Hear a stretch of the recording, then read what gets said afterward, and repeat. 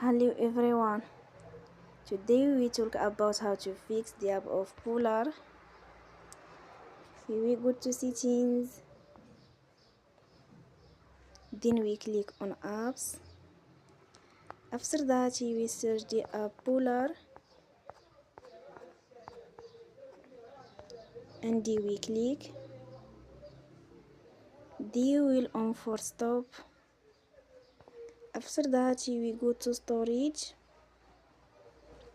then we click on clear cache.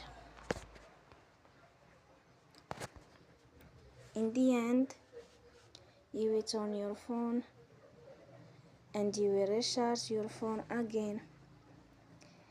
Don't forget to support us by like and subscribe.